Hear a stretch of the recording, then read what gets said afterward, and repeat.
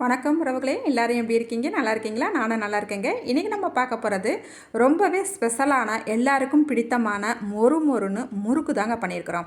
ஒரு சிலருக்கு நான் எத்தனை தடவை முறுக்கு பண்ணாலும் எனக்கு சரியாகவே வரமாடுதே அப்படின்னு சொல்லிட்டு நினைப்பாங்க. அவங்களெலாம் மிஸ் பண்ணாமல் இந்த வீடியோவை ஸ்கிப் பண்ணாமல் பாருங்கள்.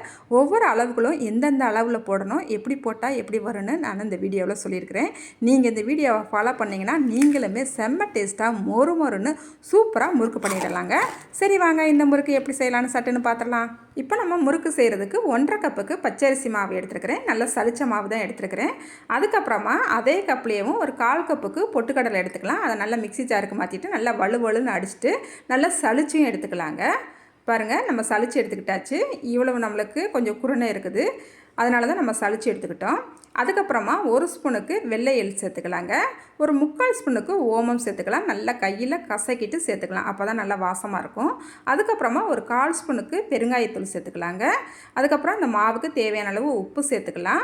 1 ஸ்பூனுக்கு வத்தப்பொடி சேர்த்துக்கலாம். நான் டீஸ்பூனில் சேர்த்ததுனால ஒரு 3 டீஸ்பூன் சேர்த்துருக்கிறேன். அதுக்கப்புறமா 1.5 ஸ்பூனுக்கு நல்ல நெய் சேர்த்துக்கலாங்க. நெய் சேர்த்துட்டு நம்ம அந்த முறுக்கு செய்யும் போது, இந்த முறுக்கு சாப்பிடும் போது நல்ல நெய் வாசத்தோடு செம்மையாக இருக்குங்க.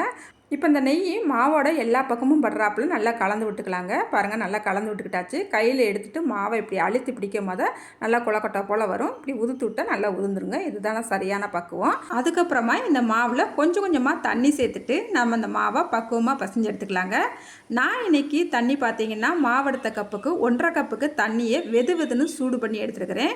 அந்த தண்ணியை ஊற்றி தான் நம்ம இப்போ மாவை பிசைஞ்சிக்கிட்டு இருக்கிறோம். பாருங்கள், மாவை ஓரளவுக்கு நல்லா சாஃப்டாக பிசைஞ்சு எடுத்துக்கிட்டாச்சு. இந்த மாவு பிசையும் போது நம்ம ஒன்றை கவனிக்கணுங்க. இந்த மாவு பிசையும் போது தண்ணி அதிகமாகிடுச்சுன்னா முறுக்கில் எண்ணெய் அதிகமாக குடிச்சிடும்.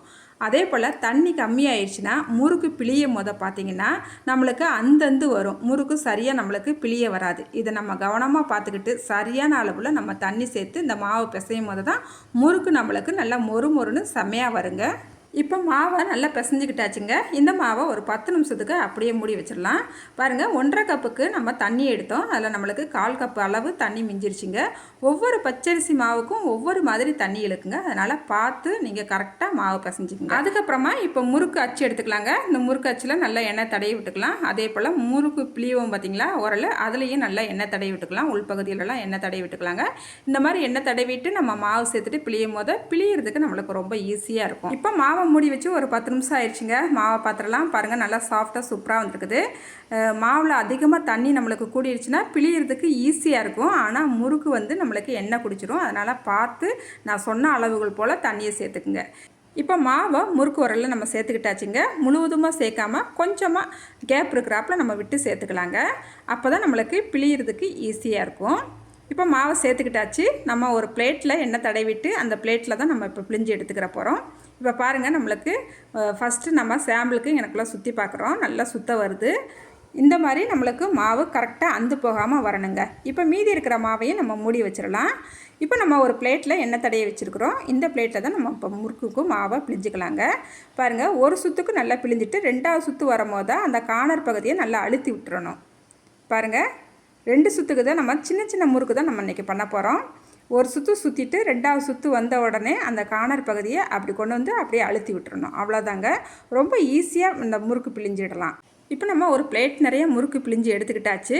இப்போ ஒரு கடாயில் எண்ணெயை ஹீட் பண்ணி வச்சுருக்குறோம். எண்ணெய் நல்லா சூடாக இருக்கணும். கையில் எடுத்தால் அந்த முறுக்கு இந்த மாதிரி கையில் எடுக்கிறதுக்கு உடையாமல் கரெக்டாக வரணும். அப்போ தான் நம்ம மாவு கரெக்டாக பிசைஞ்சிருக்கணும் அர்த்தங்க. இப்போ நம்ம இந்த எண்ணெயில் நம்ம சேர்த்துக்கலாம். நம்ம முறுக்கை சேர்த்த உடனே கரண்டியை வச்சு கிளறி விட்டுக்கூடாது. ஒரு 2-3 நிமிஷத்துக்கு அப்படியே விட்டுடலாம். அடுப்பை ரொம்ப சிம்லம் இல்லாமல் ரொம்ப ஹைலையும் வைக்காமல் மீடியமில் வச்சு இந்த முறுக்கை சுட்டி எடுத்துக்கலாங்க.